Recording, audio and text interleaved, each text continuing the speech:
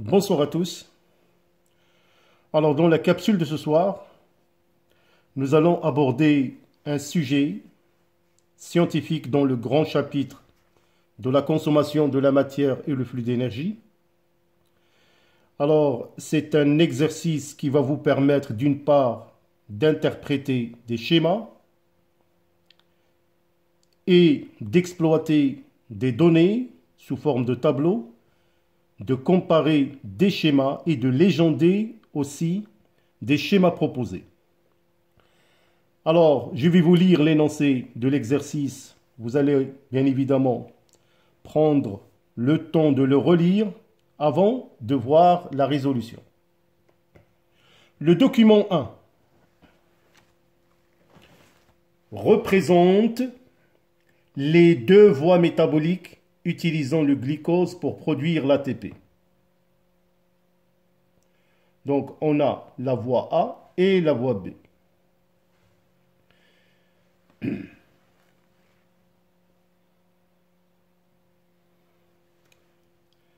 Question numéro 1. Complétez le tableau ci-dessous en vous aidant du document 1 par les signes plus ou moins qui signifient simultanément la présence ou absence du phénomène. Alors donc là vous avez le milieu, plutôt la voie A et la voie B. Alors vous dites, par l'utilisation des symboles plus ou moins, est-ce qu'il y a utilisation d'oxygène, rejet de dioxyde de carbone, rejet de l'eau, production d'acide lactique, est-ce qu'il y a eu respiration cellulaire ou fermentation cellulaire? En exploitant le document 1, calculez le bilan énergétique des deux voies métaboliques. La levure de bière est un champignon unicellulaire pouvant vivre dans un milieu qu'il soit aérobie ou anaérobie.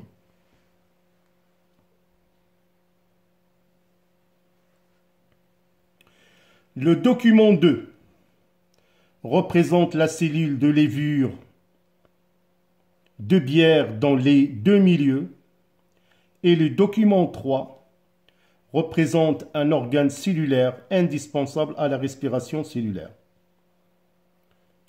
Comparez les deux cellules du document 2 et expliquez la différence.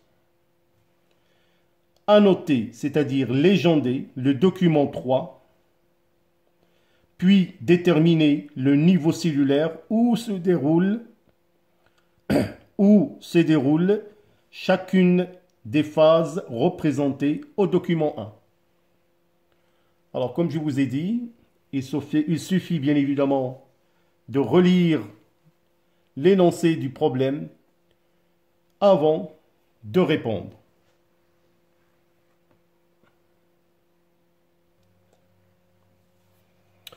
Alors donc, j'espère que vous avez déjà essayé. Alors, pour répondre à la première question, qui consiste à compléter un tableau par les symboles plus ou moins, qui signifient est-ce que le phénomène a lieu ou pas? Est-ce qu'il est présent ou absent?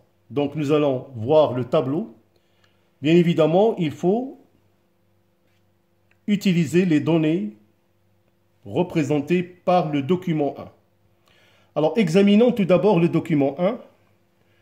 Alors comme ils ont bien évidemment signalé qu'il s'agit de deux voies, la voie A et la voie B, remarquez que la voie A s'agit certainement de la respiration cellulaire, reconnaissable par son cycle de Krebs, présence de l'acétyl-coenzyme A, et bien évidemment, il y a la voie B, présence de l'acide lactique, donc c'est une voie fermentaire.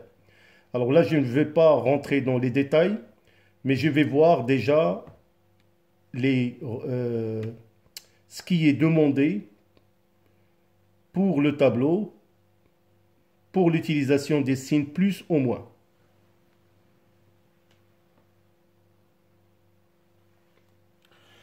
Alors donc on va compléter le tableau. Donc concernant la voie A, comme je viens de vous dire, c'est la voie qui représente la respiration cellulaire. Alors l'utilisation de l'oxygène plus, donc oui, le phénomène est présent. Le rejet du dioxyde de carbone, bien évidemment, c'est plus. Le rejet de l'eau, c'est plus. Par contre, dans cette voie, il n'y a pas de production d'acide lactique, donc c'est moins. Est-ce qu'il s'agit de la respiration cellulaire? Oui, c'est plus. La fermentation cellulaire, c'est non.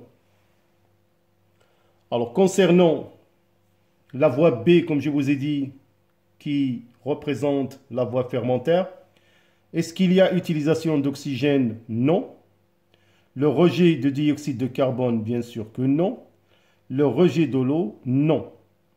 Est-ce qu'il y a production d'acide lactique? Oui. Est-ce qu'il s'agit de la respiration cellulaire? Bien sûr que non. Est-ce que c'est une voie fermentation cellulaire? C'est oui. Donc voilà, ce sont des questions qui sont très simples, mais seulement on vous donne la possibilité d'observer. Alors, pour la question numéro 2, on va exploiter le document numéro 1 pour calcul du bilan énergétique. Alors, pour calculer le bilan énergétique, bien évidemment, on va prendre la voie A, qui est composée par 3 phases. La phase 1, ou plutôt la phase 1, la phase grand 2 et la phase grand 3.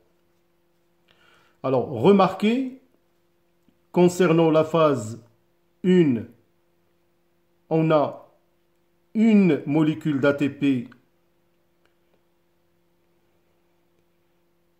par transformation du glucose en acide pyruvique.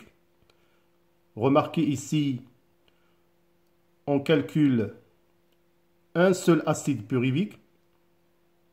Alors ce dernier va se transformer en acétylcoenzyme A et va pénétrer dans le cycle de Krebs qui va faire la phase 2. Alors calculons le nombre d'ATP. Donc une molécule d'ATP. Alors par la suite, il y a un certain nombre de transporteurs réduits qui vont être réoxydés. Donc il y a formation de 5 ATP pendant la phase 3, plus 6 ATP, plus 6 ATP. Alors, on peut facilement faire le bilan énergétique pour la voie A, sachant que le document nous a présenté seulement un acide pyruvique, alors qu'on sait qu'une mole de glucose génère 2 acides pyruviques. Donc le bilan énergétique va être ce qui est formé en ATP par la voie A multiplié par 2. Alors nous allons un petit peu résumer ce que je viens de dire. Alors calcul du bilan énergétique. Alors comme j'ai dit pour la voie A. Alors nous savons qu'une mole de glucose par glycolyse va donner 2 acides pyruviques. Par contre le document 1 donne la destinée, c'est-à-dire le devenir d'une seule molécule d'acide pyruvique. Alors soit, donc revenez vers la phase 1, il y a formation d'une molécule d'ATP. Pour la phase 2, une seule molécule d'ATP. La phase 3 va générer 5 plus 6 plus 7. Donc ça donne 17 ATP. Alors 17 plus 2, ça donne 19 ATP au total. Alors le bilan énergétique, bien évidemment, c'est 19 fois 2, ça fait 38 ATP. Alors nous allons procéder de la même manière pour la voie B. Donc pour la voie B, on va établir le bilan énergétique. Alors comme vous pouvez le remarquer pour la voie B, donc on part du glucose qui va se transformer en triose. Par la suite, ce triose va se transformer en acide pyruvique qui va bien évidemment se transformer en acide lactique. Nous avons vu tout ça dans le hyaloplasme. Alors, de même, il faut noter que le glucose va donner de la même manière par une glucolyse deux acides pyruviques. Notez qu'il y a formation d'une molécule d'ATP. Donc, par molécule d'acide pyruvique, donc, puisqu'il y a deux acides pyruviques, donc ça va, le résultat, il sera 2 ATP. Alors, comme je vous ai dit, donc, la voie B, par une mole de glucose qui va donner, bien évidemment, 2 acides lactiques par le processus de fermentation lactique. Donc là, je n'ai pas établi la réaction chimique, donc j'ai seulement mentionné que au cours de cette transformation fermentaire lactique, le bilan il est de 2 ATP.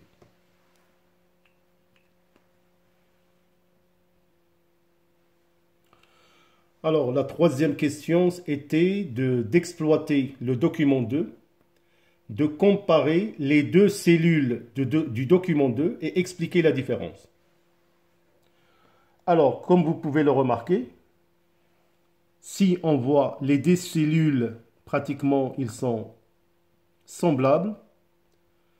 Par contre, on remarque que ces deux cellules ne diffèrent que par un organite, les mitochondries. On remarque que dans l'une de ces organites, les mitochondries sont abondantes, sont de taille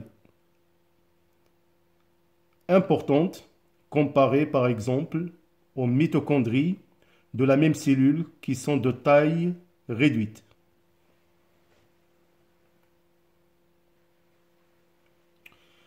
Alors donc on va appeler cette cellule A et cette cellule B. Alors pour la comparaison des deux cellules A et B, elles ne diffèrent que par les mitochondries qui existent en grand nombre dans la cellule A. Dans la cellule B, les mitochondries sont très réduites. Alors, pour cette raison, on explique cette différence par le fait que la cellule A fait recours à la respiration, un phénomène qui nécessite l'intervention des mitochondries, alors que la cellule B, avec des mitochondries très réduites, fait recours au phénomène de la fermentation.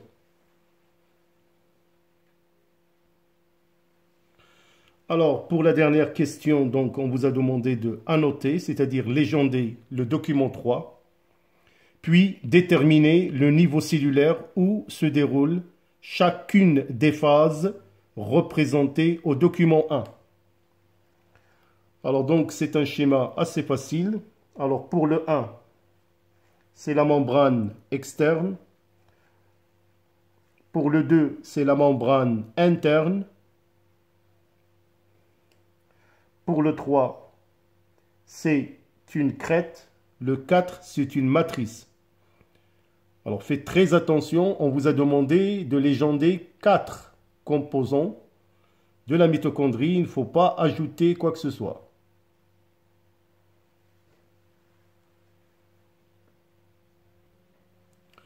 Alors pour terminer, donc déterminer le niveau cellulaire où se déroule chacune des phases représentées au document 1. Alors comme vous pouvez le remarquer, pour la phase numéro, ou plutôt la phase 1, c'est dans l'hyaloplasme. La phase 2, c'est dans la matrice mitochondriale. Et la phase 3, au niveau de la membrane interne de la mitochondrie. Alors, donc, comme vous pouvez le remarquer, la transformation du glucose en acide pyruvique représentant la phase 1 a lieu dans le hyaloplasme, cette partie du cytoplasme dépourvue d'organites. La phase 2, c'est dans la matrice mitochondriale, transformation de l'acide pyruvique en acétylcoenzyme A. Et l'acétylcoenzyme A va pénétrer dans une série de réactions cycliques, le cycle de Krebs, qui va générer un certain nombre de transporteurs réduits, qui ont un grand pouvoir réducteur. Alors, la phase 3, c'est la réoxydation du pouvoir réducteur au niveau de la membrane interne de la mitochondrie. Alors voilà, mes chers élèves, c'est un exercice, je crois, assez simple. Seulement, il va vous permettre déjà de mettre en application les connaissances que vous avez acquises dans ce chapitre. Bien évidemment, j'attends vos commentaires et pour renouveler notre rendez-vous, portez-vous bien, bonne soirée et à bientôt.